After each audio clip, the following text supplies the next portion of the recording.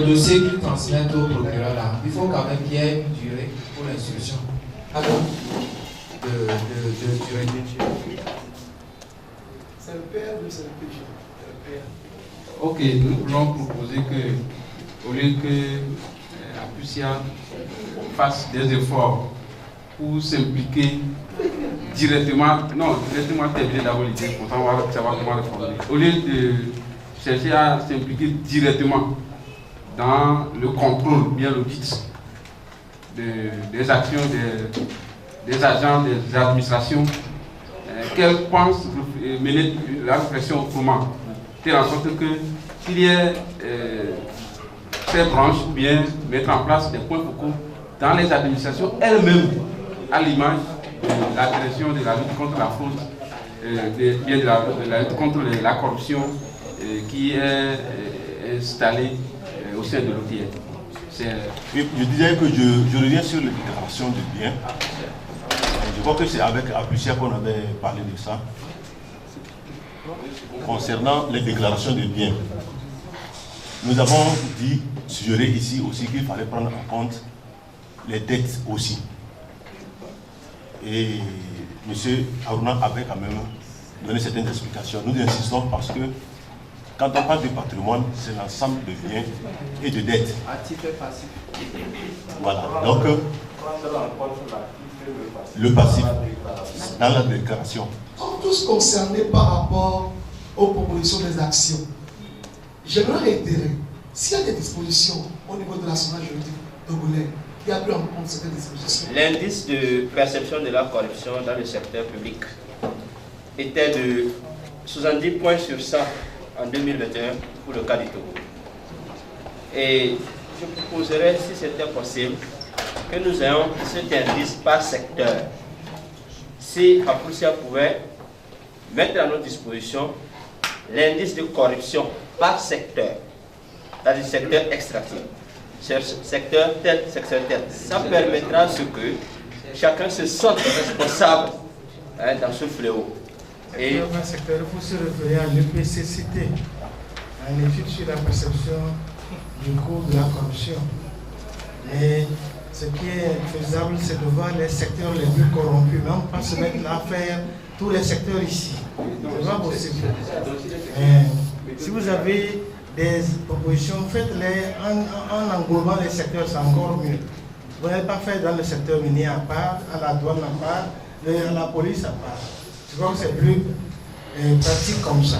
Je vais répondre par rapport à la deuxième proposition, prendre en compte l'actif et le passif dans la déclaration des biens comme le modèle de l'ETR. Ça veut dire quoi? On verra bien. Moi, j'aurais quand même aimé que Apusia mette dans ses activités, dans ses plans d'action, peut-être des actions de communication à l'endroit du public, pour quand même mentionner l'existence, pour que le public sache l'existence de cette organisation, de cette autorité, bon, afin que ça pourrait être des éléments de dissuasion. Donc c'est juste cela que moi je voudrais proposer. Si ça se fait déjà, ok. Merci. C'est que quand on prend Apusia qui devait être dans la répression, Apusia semble être plus communicatrice que la Cour des comptes par exemple. Mais je crois aussi que la reddition des comptes veut que la population sache ce qui se fait. Donc au niveau de la Cour des comptes, oui, il y a une journaliste, oui, moi j'accepte, mais encore que moi je dis que je trouve à dire, alors quand on dit mettre à disposition des populations les données des secteurs les plus corrompus, oui, mais il faut toujours sensibiliser. Parce que si nous ne faisons pas attention, nous allons agir comme le secteur de la santé au Togo. Excusez-moi.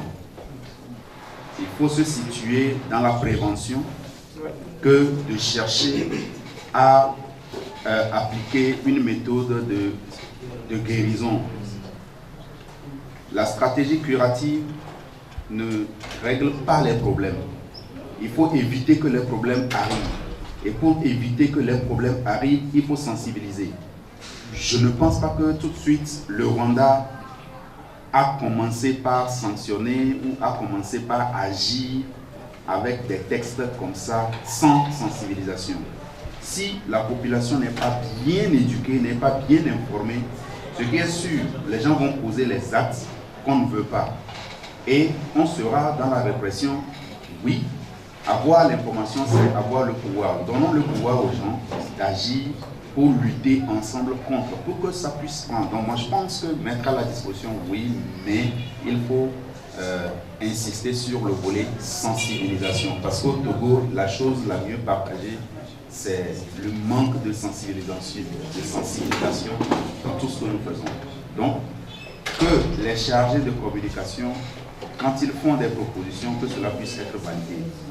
Je le dis parce que quand je prends Apricia, j'ai eu l'occasion de travailler avec Apricia. Peut-être que ce que Apricia fait peut servir en termes de sensibilisation de la population, peut servir d'exemple aux autres organes créés pour lutter contre la corruption. On ne peut pas lutter contre la corruption sans sensibiliser les gens véritablement. Voilà ce que je voulais ajouter pour éclairer un peu. Nous serons adressés au RCCM. Voir dans quelle mesure on peut améliorer, parce que ITU avait mené une étude et avait soulevé un certain nombre d'insuffisances dans la législation globale.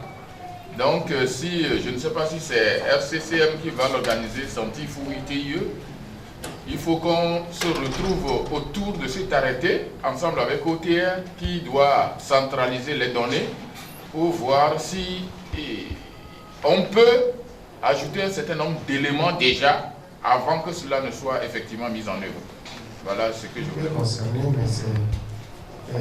Il y a le RCCM, l'OTR, Sentif, parce que c'est une question transversale qui intéresse toutes ces institutions. Donc, elle est pertinente. Merci.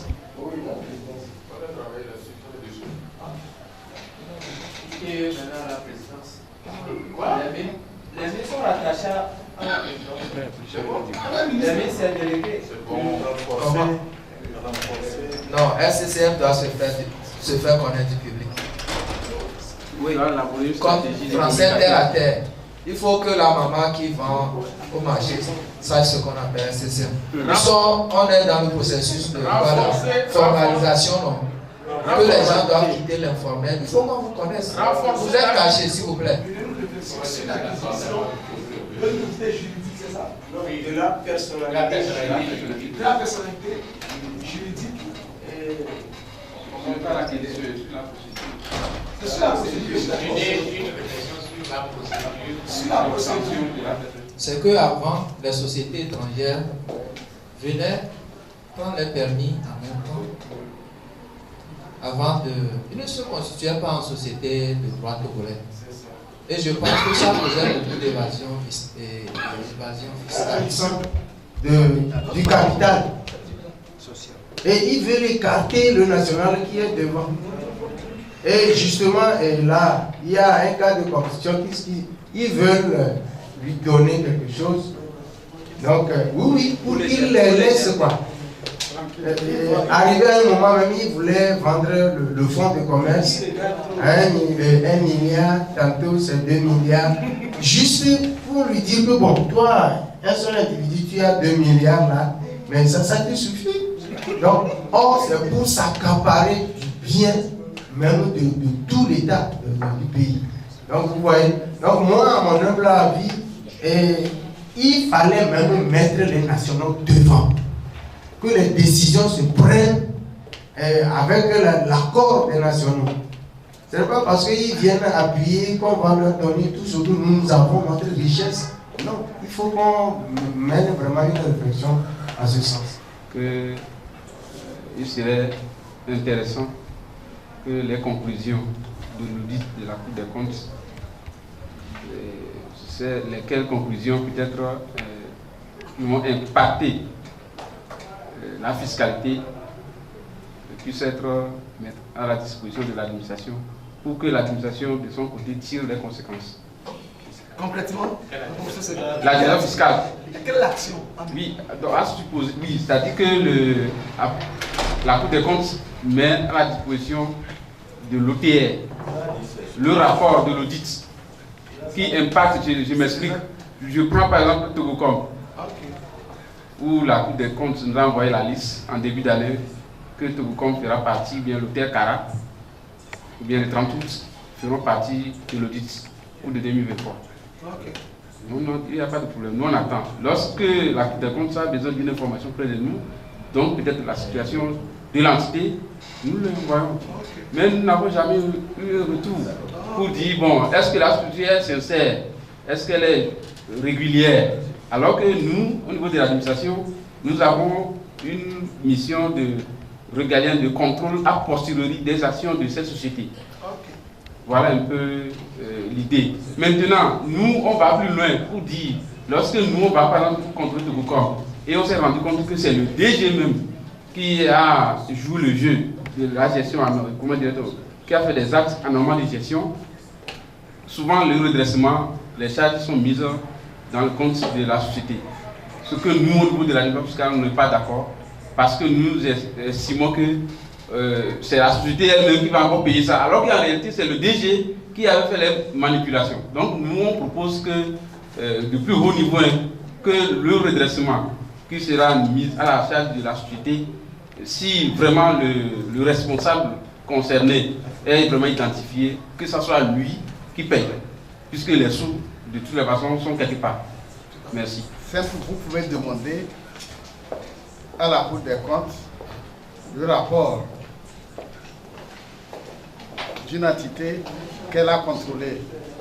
Mais je vous l'ai dit le matin, tous ces rapports, ils sont sur le site de la Cour des comptes. Vous avez parlé de Togo Télécom, je parlerai de la CET, je parlerai de la TDE qui est à côté.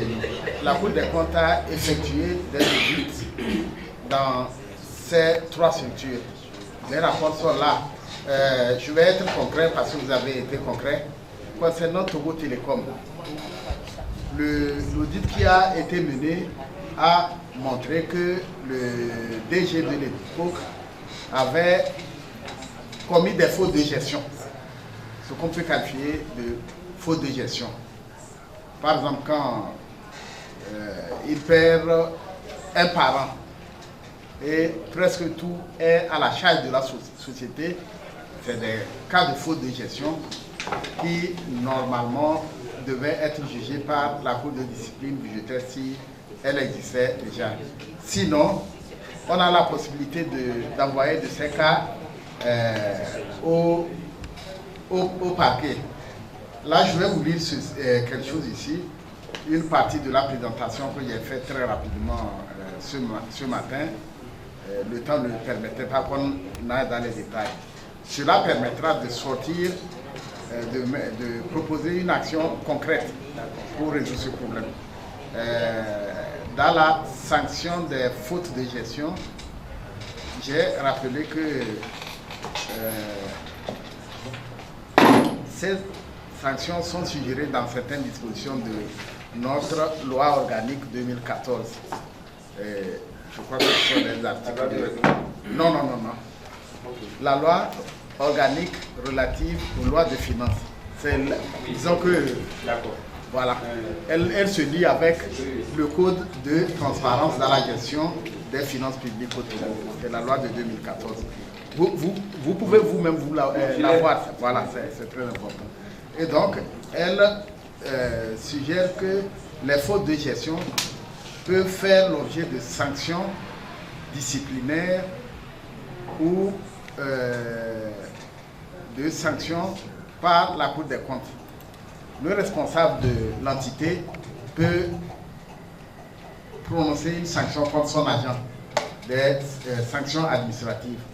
Pour le cas de Togo Télécom, je sais qu'avant même que l'audit ne soit complètement conclu, le DG avait été sauté. Donc, des fois, les contrôles de la Cour des comptes produisent des effets immédiats.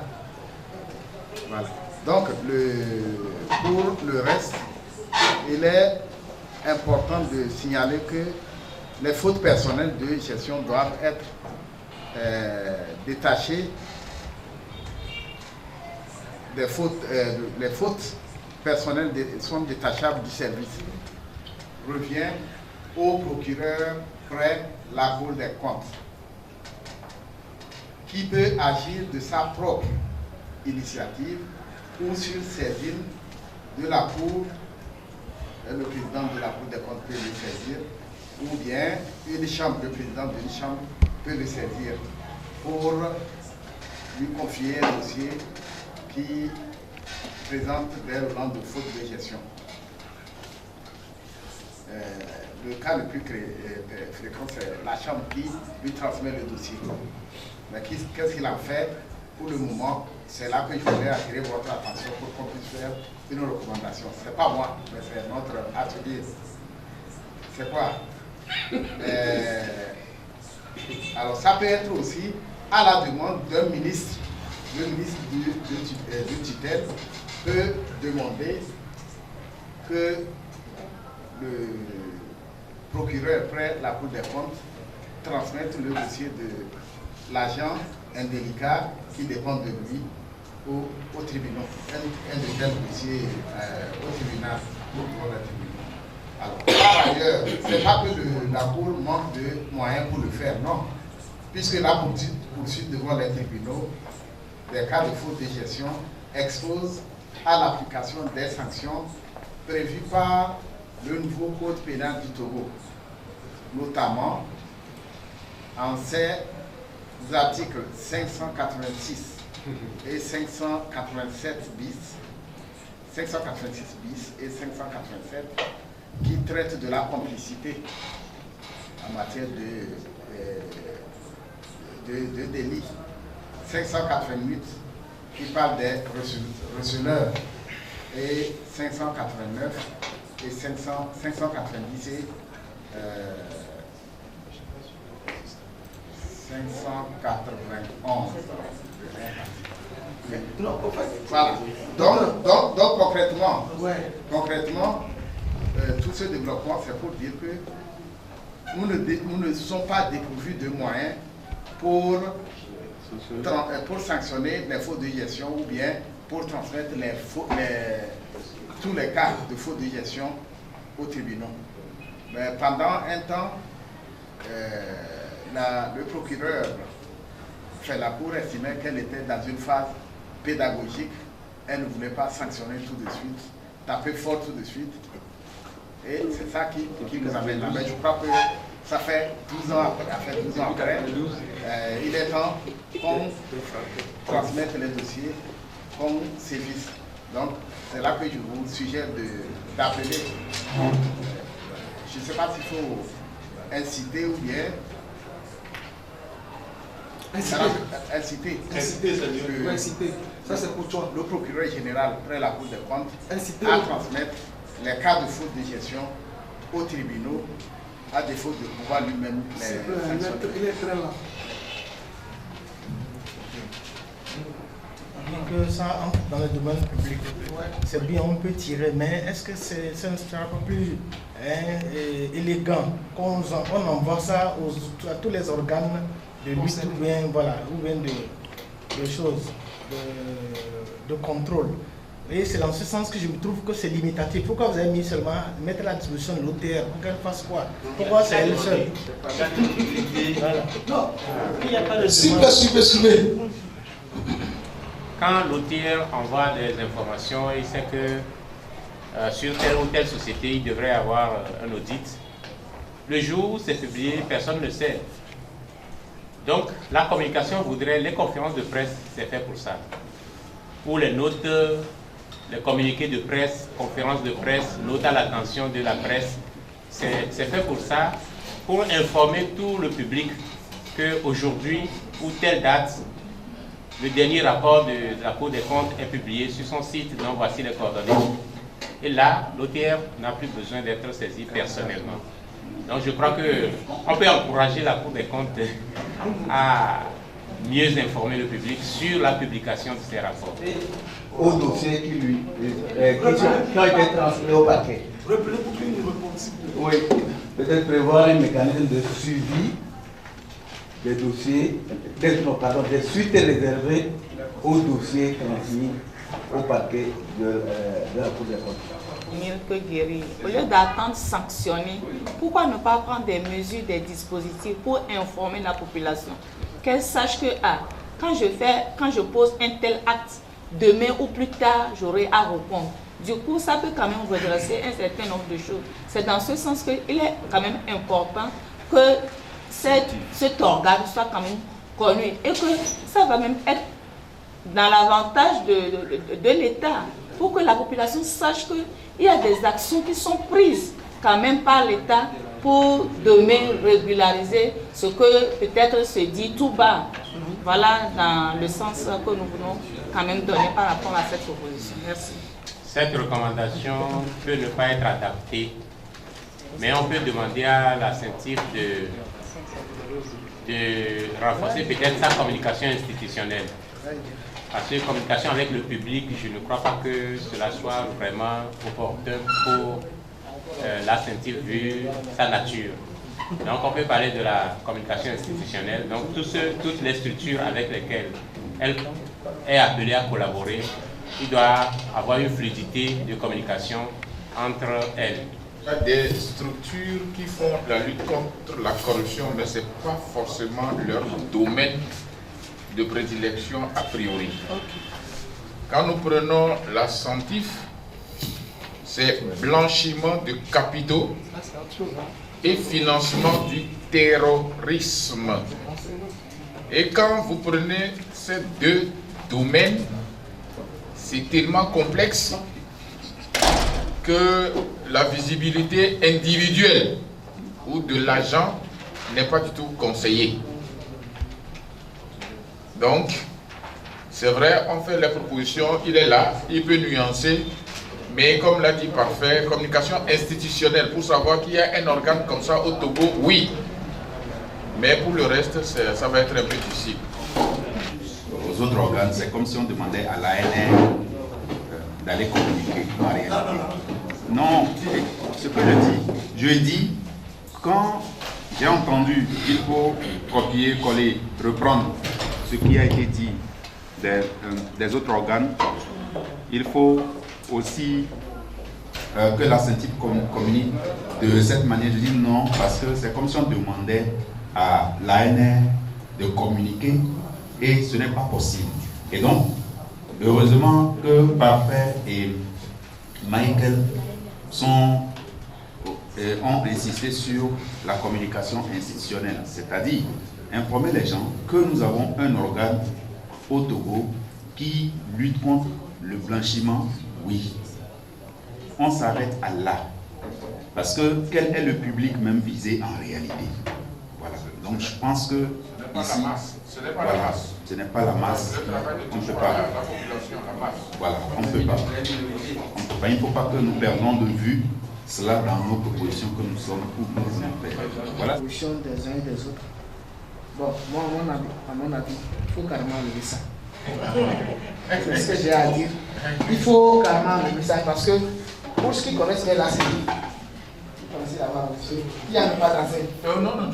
Donc ça, vous ne pas la peine. Le mieux, c'est de renforcer la sensibilisation sur le blanchiment des capitaux, le financement du terrorisme, et en y mentionnant de façon noyée, il y a un organe qui s'occupe de ça et on passe.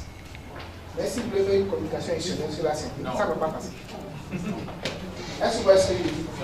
C'est-à-dire qu'il faut peut-être, comme il y a les conseils de la société civile, il y a Ans Togo, il y a Médicom, il y a d'autres associations, voilà, ils peuvent peut-être faire des sensibilisations, voir la santé pour organiser des journées de sensibilisation. Et maintenant, au cours de ces sensibilisations, on peut peut-être relever nous avons parlé de tel, il y a tel organe qui... Il y a une caméra cachée. Voilà. Mais faire une communication institutionnelle, en fait, c'est un service qui est créé. Il y a ça dans les tests, mais faire une communication institutionnelle, ça ne va pas passer. Intellectuel, nous ne pouvons pas passer des Ensuite,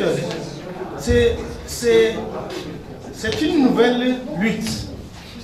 Vous me suivez, c'est une nouvelle lutte. Et c'est une institution spécialisée qui va en dessous dans les audits, dans les fins fonds des banques. Maintenant, si elle ne peut pas faire promouvoir la communication autour du blanchiment d'argent et la lutte contre le terrorisme, qu'elle laisse à d'autres la porte ouverte à ceux qui peuvent faire cela, ils le font.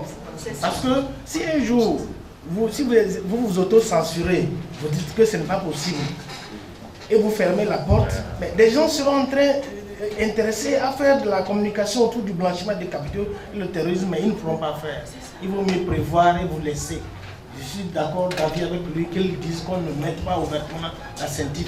Ce n'est pas la CENTIF de piloter ça. Oh, oui. Voilà. Ça peut être avec les organismes. Mais ce que M. Aruna dit qui est très important, vous pouvez venir mieux expliquer la chose. Parce qu'il dit même les intellectuels ne comprennent pas le thème blanchiment de capitaux. Les organisations de la société civile qui ont déjà fait ce travail-là, elles ont d'abord eu l'autorisation de la CENTIF. Elles se voient. Donc c'est ça, c'est-à-dire on sensibilise sur le blanchiment de capitaux et le financement du terrorisme. On profite au niveau du cadre juridique pour parler des textes qui le disent, cette lutte. Et au niveau du cadre institutionnel, dire qu'il y a un service qui est doté de tel qui fait ce travail, point. Au-delà de ça, je ne pense pas que vous allez avoir quelque chose. Donc comme ça, si quelqu'un veut, il y a le site de la CENTIF, il y a le numéro, vous appelez et vous allez.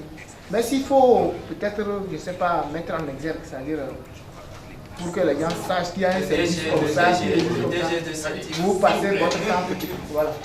Contrôle de reprise. Au moins les 3 derniers exercices. Nous sommes allés contrôler une entreprise qui a déclaré auprès de notre ami SCM comme étant une entreprise chargée de commercialiser les produits, comment on les appelle, les produits, les poissons, les congelés, voilà, les produits congelés. Alors, qu'est-ce qui se passe? Ils ont mis en place des kits, des frigos qui tournent 24 heures sur 24 heures. Et à la fin du mois, ils ont des millions de CT qui payent. Mais au fond, il n'y a jamais eu d'importation de produits congelés stockés, ni production localement des volailles, poissons bien et autres qui sont stockés. Mais lorsque nous faisons une analyse poussée, nous avons constaté qu'en fait, c'est des vendeurs de drogue. Mais ils sont régulièrement déclarés comme étant entreprises commercialisant des produits importés. Il y a la coopération nationale. Nous recevons des déclarations des assujettis, mais aussi les administrations compétentes peuvent nous saisir. Donc par rapport à cette situation, l'auteur envoie une note d'information à la CENTIF qui traite cela comme une déclaration d'opération suspecte. Donc quand ça vient, nous faisons nos analyses pour établir l'infraction sous-jacente. Est-ce que vous voyez? Donc une fois qu'on a établi l'infraction sous-jacente, on vous fait un retour pour vous dire que c'est ce qu'on a pu identifier. S'il y a lieu d'approfondir les enquêtes, c'est-à-dire de rechercher de nouvelles informations, on va vous les demander. Au cas contraire, lorsque le rapport est établi, on envoie ça à l'autorité judiciaire, on va poursuivre le contenu. Si on venant des personnes physiques là, ne sont pas très bien traitées à la censure. Si c'est une institution, là c'est du dossier, mais c'est une personne. Parce que c'est au niveau de la poussière que cela peut passer. Chez nous, il n'y a pas, ça ne passe pas. Il y a une recommandation qui était proposée à plusieurs qui certainement va convenir à la CENTIF parce qu'elle dit avoir déjà déposé 80 dossiers sans suite. Est-ce que ça peut aller avec vous? Oui, là, c'est. Qu'est-ce qu'on avait? Je pense que. Est un domaine à haut risque. À haut risque où il y a blanchiment des capitaux et financement du terrorisme. Et il a dit que les textes n'ont pas pris en compte ce concept. Donc, je proposerais qu'on fasse un plaidoyer pour la prise en compte du concept du blanchiment des capitaux du financement du terrorisme dans le code minier enregistré. Nous souhaiterions que l'ITI renforce ces disséminations au niveau du public ou bien de tous les acteurs, c'est ça, non? Il faut. Ils veulent être au niveau des mines. Il faut qu'on clarifie là où ils sont. Monsieur le communicateur. D'accord. Donc, si l'institution ne veut pas rester là où l'État l'a mis. Il faut vraiment qu'on clarifie ça. Parce que dans son intervention, il disait qu'institutionnellement, il dépend des mines, mais au niveau des finances, c'est au niveau de la... Nos finances, c'est mine, mais en crâne, c'est au niveau de la primature. Oui, c'est le coordonnateur qui a dit. En réalité, en fait, ce n'est pas nous qui le disons. D'abord, l'ITIE contrôle le ministère des Mines même. Donc, on ne peut pas être jugé parti à la fois. Donc, ceux qui ont écrit le décret, c'est eux qui l'ont écrit comme ça. Et c'est vers la fin qu'on dit le budget de l'ITIE est intégré au budget du ministère des Mines. C'est tout ce que vous voyez et qu'on interprète comme ancrage ou comme institution rattachée. Bon, maintenant, au moment de l'élaboration de l'organigramme du ministère, on ne nous a même pas consulté pour qu'on discute à propos de cela et voir comment est-ce qu'on peut entretenir les relations. Et pourtant, quand vous prenez le fonctionnement de l'ITIE, le ministre des Mines ne signe aucun document en tant que ministre gérant ITIE, mais signe en tant que président du comité de pilotage. Or, dans le comité de pilotage, il y a aussi la société civile. Donc, l'administration n'emploie pas la société civile. L'administration n'emploie pas les industries extractives. Donc, il y a tout un problème qui se pose en fait. Et au niveau même du Conseil national de supervision, il y a la BCAO qui siège. Donc, c'est-à-dire qu'un quelconque ministère ne peut pas gérer, par exemple, la BCAO comme étant un employé, tout cela. Donc, il y a tout ce problème-là qui se pose. En fait, ce n'est pas à nous de résoudre ce problème, mais on l'a posé ailleurs. Il y a un courrier qui a clarifié, seulement que je ne vais pas en parler ici. Il y a un courrier qui a clarifié le statut de l'ITIE. On a ce courrier signé par le Premier ministre qui est parti. Donc, et à ce niveau même, si c'est une institution rattachée, un service rattaché, oui. Mais dans ce cas, les types de relations qui doivent exister aussi, il faut les définir. Il faut les définir pour qu'on puisse travailler normalement. Donc c'est tout un problème. ITIE, en réalité, l'ITIE en soi n'a pas encore été créé. Mais c'est les organes de mise en œuvre de l'ITIE qui sont créés. Est-ce que vous voyez? Donc, on a, quand vous prenez le décret, on dit article 1er, il est créé un conseil national de supervision ITIE dénommé. Voir les détails, un fonds prêt, parce que toute l'enveloppe cette année c'est 10 millions. Et traditionnellement, même 30 millions ne suffisent pas pour faire une campagne de dissémination. Parce que la campagne de dissémination, en fait, concerne la production aussi des supports de communication, des prestations d'analyse et de simplification des rapports et de la tournée sur le terrain, aussi bien au niveau régional que maintenant au niveau local. Donc c'est beaucoup de moyens. Donc si on peut, notre enveloppe qui était à plus de 300 millions est aujourd'hui à 90 millions. C'est l'État qui donnait 250 millions. 57. Donne maintenant plus 90 millions par an. Et par rapport à ça, nous sommes paralysés. On n'a plus de véhicules. On n'a pas de salaire. Donc, je vous donne la matière pour les propositions qui peuvent vous permettre de relancer l'ITIE. Je vous remercie. Le cadre légal de l'ITIE soit quand même rapidement fait, ça serait bien. Parce que même les problèmes financiers, les problèmes de gestion, tout dépend de là. C'est le plus important, je pense. Donc, je ne sais pas comment vous formuler pour que vraiment on sache que c'est une urgence pour l'ITIE, que ce cadre-là soit vraiment révisé. Merci. Envisagé ou utilisé pour prévenir ou lutter contre la corruption de la période. C'est-à-dire préciser en marge de chaque rapport de dissémination les outils envisagés ou utilisés pour lutter contre la corruption. Pour accroître, pour permettre, pour l'efficacité du travail de l'ITIE, accroître les moyens de ressources financières. C'est-à-dire, tout est lié, vous savez, ce qui dérange le fonctionnement de l'ITIE, c'est ça qui me dérange dehors aussi. Je dois régler ça avant de venir ici.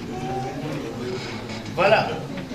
Le vrai problème de l'ITIE, c'est ça que le doyen vient de dire, c'est le problème de financement. C'est le problème de financement. Parce que quand vous regardez le plan de travail, en moyenne, on doit mettre à la disposition du secrétariat technique 500 millions chaque année, oui, pour le fonctionnement.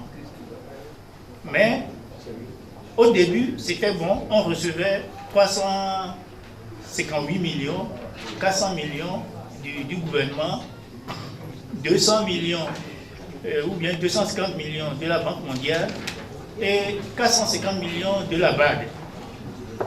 Actuellement, nous nous retrouvons à 90 millions. Or, le rapport ITIE seul coûte 109 millions. Comment on peut faire ça?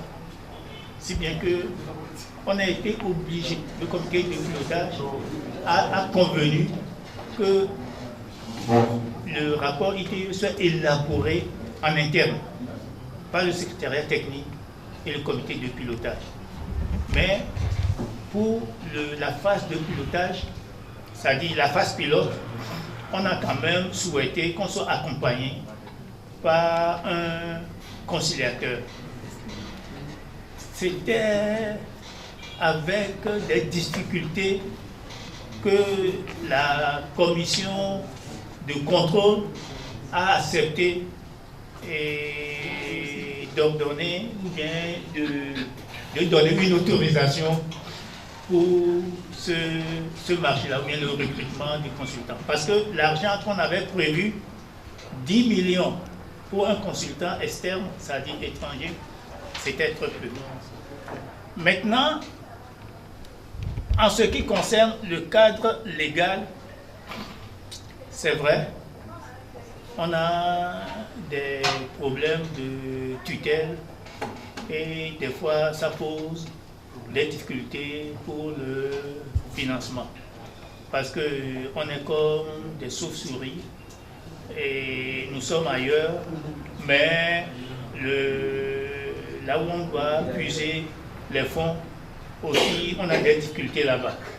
Parce qu'ils se disent que nous ne sommes pas avec eux et nous réclamons de la primature. Et donc, là-bas aussi, ils s'occupent de ce qui sont de leur département avant de voir nos problèmes. Ce problème-là a été réglé au Burkina Faso. Lorsque le problème s'est posé, ils ont mis le secrétariat technique directement sous le tutelle financier, quoi, sous le tutelle technique du ministère de l'économie et des finances. Et chez nous aussi, vous allez voir les mêmes tendances. Tantôt, quand on vous écrit, vous êtes rattaché au ministère de l'économie et des finances. Tantôt, c'est au ministère des Mines. Et le Premier ministre, elle n'en disconvient pas, mais elle demande qu'il y ait un papier. Parce qu'elle a constaté que depuis, nous travaillons avec la primature. Mais il n'y a pas de test là-dessus, que c'est ça qui la gêne. Au Sénégal, le problème est très simple. Aussi bien le secrétariat technique que les organes de mise en œuvre sont sous la présidence. Si bien que le problème de financement est réglé. C'est réglé. Et eux, là-bas, ils n'ont pas de problème de financement et tout marche très bien. Donc, le cadre légal, si c'est pour régulariser la création de l'ITIE, je dis que ce n'est pas ça qui pose problème pour le moment, mais c'est la légitimité des organes et surtout du secrétariat technique, un test administratif, la position ou bien la tutelle du secrétariat technique et le financement le financement de la mise en œuvre de l'ITIE. Ce qui veut dire qu'au niveau interne de l'ITIE, il faut qu'un travail soit fait.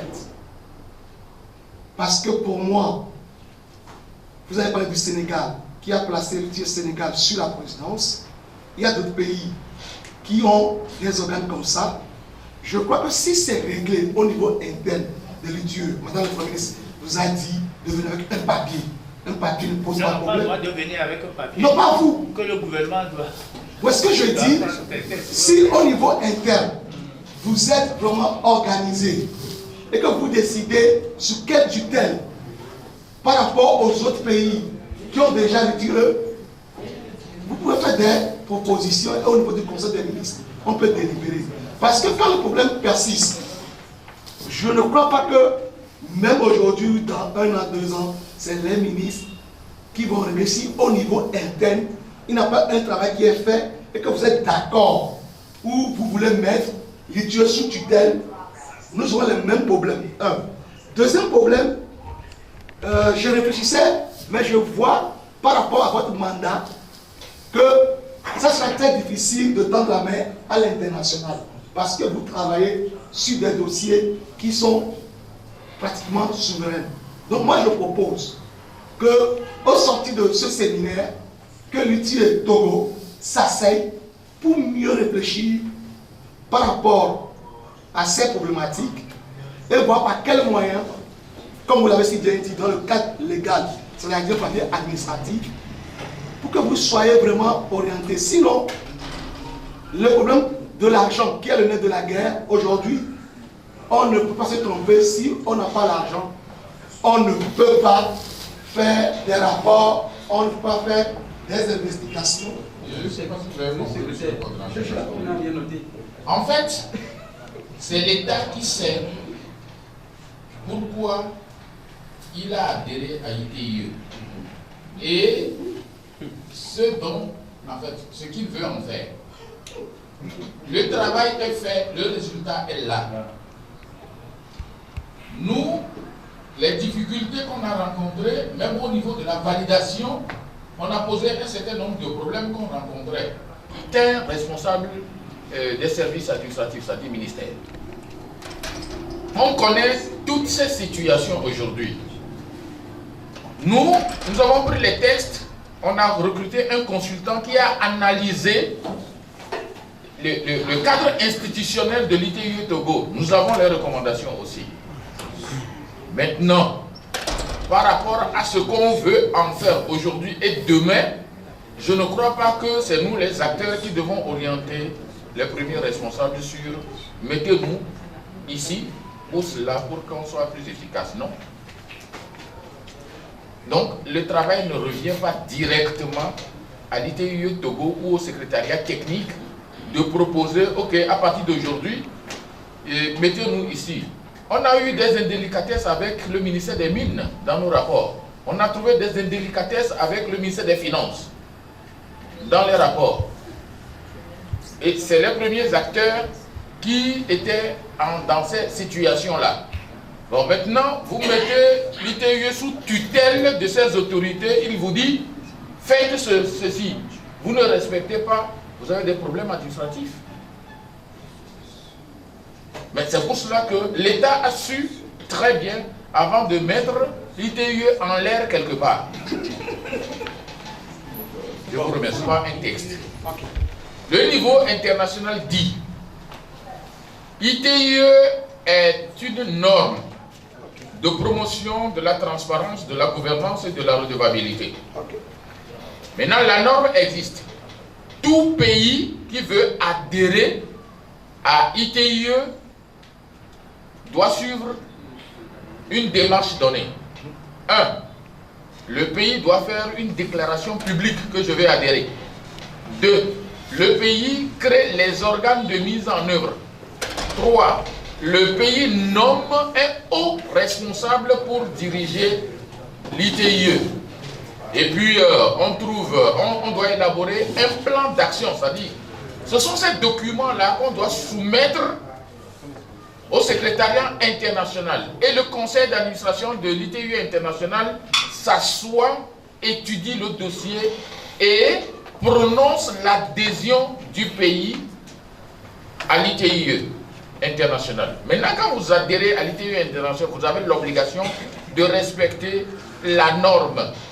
Mais administrativement, il n'y a rien. C'est une association internationale non lucrative.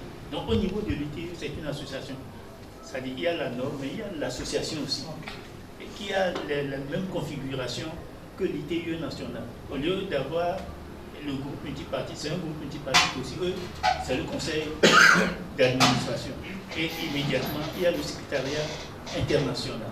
Et la configuration nationale, c'est le groupe multipartite, mais le secrétariat national. Si bien que le secrétariat qui est la cheville ouvrière, qui gère les activités au niveau international, c'est le secrétariat international, et son répondant dans les pays mettant en œuvre l'ITIE, c'est les secrétariats nationaux. Voilà. Maintenant, la complexité. Au niveau international, ITIE est une association. Au niveau des pays, ITIE, c'est le secrétariat national, est une entité administrative. Est une entité administrative.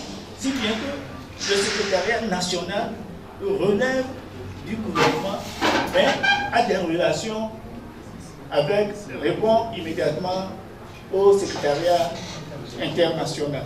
Voilà un peu la difficulté. Et puis l'autre difficulté, c'est la difficulté financière. L'ITIE international ne finance pas les ITIE nationales. C'est le gouvernement qui est responsable du financement des ITIE nationales. Et voilà un peu la complexité. Donc maintenant, comment faciliter ce financement et le fonctionnement adéquat du secrétariat technique? Si le secrétariat technique fonctionne très bien, les autres organes vont suivre. Les autres organes sont des organes de représentation. Je ne sais pas comment on va les appeler. Quand vous prenez le Conseil national de supervision, c'est comme le Conseil de surveillance. Quand vous prenez le comité de pilotage, c'est comme le Conseil d'administration. Mais si le secrétariat technique doit organiser le fonctionnement de ces deux organes-là pour que l'ITIE soit efficace dans le pays. Voilà un peu. Ce soit un nouveau débat sur l'ITIE. Nous étions dans les propositions de recommandation. Et par rapport au problème d'ancrage soulevé dans la présentation du coordonnateur, il est proposé de revoir le cadre légal. Et par rapport aux questions de dissémination, il est proposé de l'intensifier. Pour répondre à cette recommandation, sa mise en œuvre efficace, j'ai fait ressortir que nous manquons de moyens, notamment de moyens financiers et matériels. C'est juste une recommandation que je voudrais qu'on renforce les moyens financiers et matériels de l'ITIE Togo. Pour proposer des actions à l'endroit des parties prenantes de cet atelier et que ces actions seront vraiment menées par rapport à toutes les entités à qui ces actions sont adressées. Avant de rendre le micro aux organisateurs, je crois qu'il y a des fiches d'évaluation qui circulent. Est-ce que tout le monde a pu remplir la fiche d'évaluation?